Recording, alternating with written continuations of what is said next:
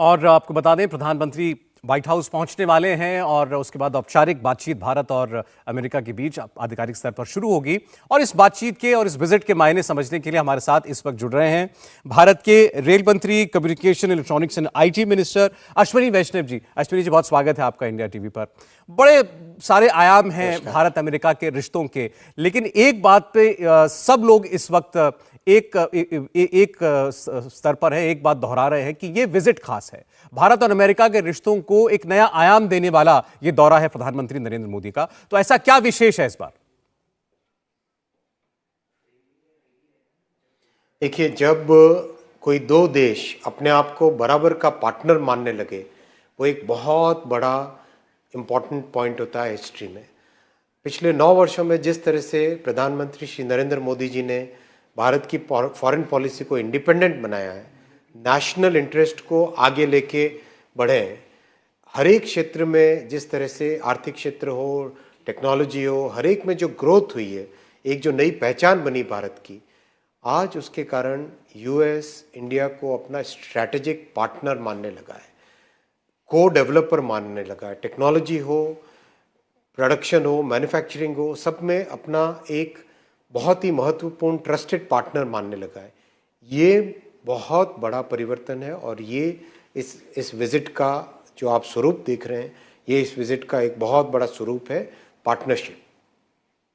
अश्विनी जी, आप अक्सर अपनी बातचीत में, खासकर जब आप यंगस्टर से बात कर रहे होते हैं, मैंने देखा आप हमेशा टेक्नोलॉजी की बात करते हैं। भारत को कौन सी तकनीक चाहिए, हम किस स्तर पर काम कर रहे हैं अपनी ओन टेक्नोलॉजी डेवलपमेंट के लिए, और दुनिया में इस वक्त क्या क्या हो रहा है तकनीक के स्तर पर।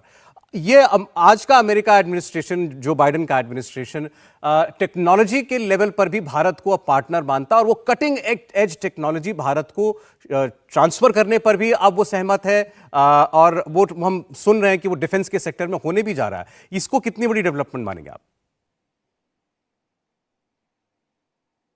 सौरभ, ये बहुत ही इंपॉर्टेंट पॉइंट है। देखिए, टेक्नोलॉजी ट्रांसफ़र अपनी जगह है। जो सबसे इम्पॉर्टेंट विजिट में आप नोटिस करेंगे, कुछ ऐसी कटिंग एज टेक्नोलॉजीज़ है, जैसे टेलीकॉम में ओपन रैन, जैसे सेमीकंडक्टर। इन सब टेक्नोलॉजीज़ में भारत और अमेरिका दोनों पार्टनर्स की तरह आगे बढ़ने के लिए तैयार हो रहे हैं। ओपन रैन का डेवलपमेंट दोनों साथ करें, हिंदुस्तान को भी फ़ायदा हो, अमेरिका को भी लाभ हो, और साथ ही साथ पूरे विश्व को क्रिएट की हुई, साथ बनाई हुई टेक्नोलॉजी मिल सके। ये एक बहुत बड़ा फंडामेंटल चेंज है। जेट इंजन्स की टेक्नोलॉजी है, एक बेस लेके उस बेस से आगे दोनों साथ बढ़ सके। ये बहुत बड़ा एक माइंडसेट में चेंज आया है। भारत के बारे में जो दुनिया सोचती है, भारत को जिस तरह से दुनिया देखती है, वो पिछले 9 वर्षों में बहुत बड़ा उसमें परिवर्तन आया है। कई कारण है इसके पीछे। एक तो आर्थिक उन्नति, 10वें स्थान से 5वें स्थान पे पहुंचना, ये बहुत बड़ी पहचान होती है। 9 वर्षों में 10वें स्थान से 5वें स्थान पे पहुंचना, इस तरह से टेक्नोलॉजी को डेवलप करना जिसमें डिजिटल टेक्नोलॉजी डेमोक्रेटाइज हुई, दुनिया के सामने एक नया मॉडल लगाई। आप देखो, विश्व में ऐसे देश हैं जिसमें टेक्नोलॉजी किसी की मोनोपोली हो जाती है, लेकिन हिंदुस्तान में टेक्नोलॉजी को डेमोक्रेटाइज किया गया, हर एक व्यक्ति के पास टेक्नोलॉजी का लाभ पहुंचे, टेक्नोलॉजी पहुंचे। ये इतना ऐसा बड़ा मॉडल है कि दुनिया आश्चर्यचकित है, और उसी इंस्पिरेशन को, उसी रिस्पेक्ट को आज हम देख रहे हैं कि भारत के प्रति जो विश्व की श्रद्धा है, विश्वास है, वो उसी में रिफ्लेक्ट हो रहा है। ये मोदी जी की 9 वर्षों की बहुत बड़ा एक अचीवमेंट है सौरभ। अश्विनी जी, और एक सवाल लोगों के मन में ये भी है कि अमेरिका के साथ हम अगर ये इक्वल पार्टनरशिप कर रहे हैं तो भारत में निवेश कैसे होगा, कितना होगा? हमने एलोन मस्क को सुना, वो कहते हैं मैं भारत में लाना चाहता हूं टेस्ला को। वो भारत में उनका जो अपना स्टारलिंक है, जो कि एक ऑल्टरनेट इंटरनेट बेस्ड सिस्टम आप कह सकते हैं, उसकी बात वो कर रहे हैं कि मैं वो भारत को देना चाहता हूं, और वो हमारे ग्रामीण इलाकों में इंटरनेट को और दूरगामी करने के लिए, फैलाने के लिए उनका मानना है कि बहुत अच्छा काम कर सकता है। सेमीकंडक्टर्स की आपने बात की, चर्चा थी, हमारे यहाँ $1 बिलियन का इन्वेस्टमेंट हो सकता है। इन विषयों पर क्या कोई ठोस कदम बढ़ रहे हैं आगे? बिल्कुल सौरभ, इसमें बहुत ही महत्वपूर्ण फैसले किए जा रहे हैं, जिसका आप रिजल्ट आने वाले समय में जल्दी देखोगे।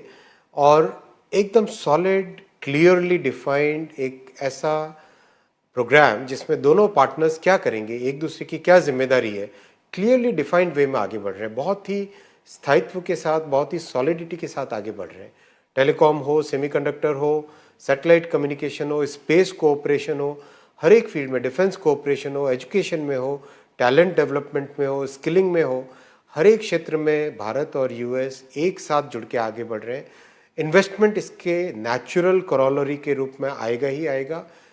इन्वेस्टमेंट तो सब अभी भी एफडीआई में भारत की बहुत अच्छी परफॉर्मेंस है और ये आगे और ज़्यादा बढ़ेगी इस विजिट के बाद में। अभी आपने जैसे इकोनॉमी की बात की, हम 10वें नंबर से 9 वर्ष में आज हम 5वें नंबर की इकोनॉमी बने हैं। मुझे ये भी याद है प्रधानमंत्री जब अब से 2-3 साल पहले ये कहते थे अपने भाषणों में कि हमें भारत को $5 ट्रिलियन इकोनॉमी बनाना है, ये लक्ष्य लेकर हमको चलना चाहिए। बहुत से लोग उस वक्त हंसते थे, लोगों को लगता था कि ये कैसा, आप कोई भी टास्क सामने रख दीजिए, जरूरी थोड़ी है कि वो वास्तविक हो। आज हम $3.75 ट्रिलियन इकोनॉमी हैं, वो $5 ट्रिलियन इकोनॉमी कितनी दूर आपको नजर आ रही है और उसमें अमेरिका का साथ कितना इंपॉर्टेंट है? बहुत ही एक स्टेबल तरीके से भारत की ग्रोथ हो रही है। 6 to 8% की ग्रोथ रेट में भारत एक आज सस्टेनेबल ग्रोथ रेट में, हमारी जो पॉलिसीज़ है, प्राइम मिनिस्टर नरेंद्र मोदी जी ने जिस तरह का एक पॉलिसी फ्रेमवर्क क्रिएट किया है, उस पूरे फ्रेमवर्क में हर एक चीज़ के क्या मायने हैं, कितनी इंपॉर्टेंस है, सब चीज़ें एकदम क्लियरली डिफाइंड है। उसके कारण बड़े कॉन्फिडेंस के साथ कहा जा सकता है कि अगले 3-4 वर्षों में भारत तीसरी सबसे बड़ी इकोनॉमी बन के उभरेगा, ये निश्चित है। ये मैं नहीं बोल रहा हूँ, बड़े बड़े इकोनॉमिस्ट इस बात को बोल रहे हैं। वैष्णव साहब, एक चर्चा मैं करना चाहता हूं कि भारत जो विश्व में इस वक्त फैक्ट्री ऑफ द वर्ल्ड जैसा हम कहते हैं, manufacturing unit of the world is China, ये माना जाता है। हम उस दिशा में और वो स्पेस लेने में हम कितनी तेजी से आगे बढ़ रहे हैं? आप हमारे टेलीकॉम मिनिस्टर भी हैं, इलेक्ट्रॉनिक्स मिनिस्टर भी हैं। मोबाइल फोन्स भारत रिकॉर्ड संख्या में आज निर्यात करता है, हम एक्सपोर्ट करते हैं। लेकिन मैं सुन रहा था कुछ चाइनीज एक्सपर्ट्स के स्टेटमेंट, उनका कहना था कि आप एप्पल का उदाहरण ले लें, एप्पल का जितनी डिपेंडेंस चीन के ऊपर है, क्या भारत कभी उसको तोड़ पाएगा? आप अगर पिछले 9 वर्षों का ट्रैक रिकॉर्ड देखें, 9 वर्षों पहले इलेक्ट्रॉनिक्स मैन्युफैक्चरिंग मिनिस्क्यूल थी, बहुत ही कम थी। आज $100 बिलियन से ऊपर इलेक्ट्रॉनिक्स मैन्युफैक्चरिंग पहुंच चुकी है। टेलीकॉम, कितने वर्ष हो गए केवल टेलीकॉम का इंपोर्ट होता था, टेलीकॉम टेक्नोलॉजी, टेलीकॉम गियर का केवल इंपोर्ट होता था। आज हिंदुस्तान विश्व के डेवलप्ड कंट्रीज़ को टेलीकॉम इक्विपमेंट एक्सपोर्ट कर रहा है, डिज़ाइन करके, मैन्युफैक्चर करके। ये जो 9 वर्षों का मोमेंटम जो बना है, इससे आने वाले समय में इस कॉन्फिडेंस को लेके बहुत सारी इंडस्ट्रीज जो इंडिया में आ रही है, वो इसी कॉन्फिडेंस के कारण आ रही है क्योंकि 9 वर्षों में परफॉर्मेंस देखी है, काम देखा है। इस काम को देखने के कारण बहुत सारी कंपनीज हिंदुस्तान में अपने मैन्युफैक्चरिंग यूनिट को सेट करना चाहती है।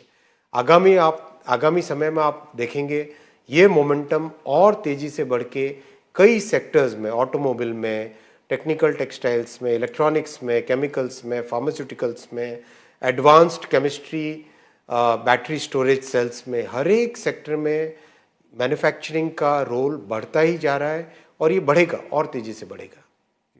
अश्विनी जी, बहुत धन्यवाद आपका, आपके समय के लिए। आपने हमसे बात की और क्यों है विशेष ये दौरा और हम क्या उम्मीदें कर सकते हैं भारत अमेरिका की इस और प्रगाढ़ होती पार्टनरशिप से। बहुत शुक्रिया आपका। इंडिया टीवी हर वक्त हर जगह डाउनलोड करने के लिए सर्च करें India TV news Google play store या ऐप स्टोर पर।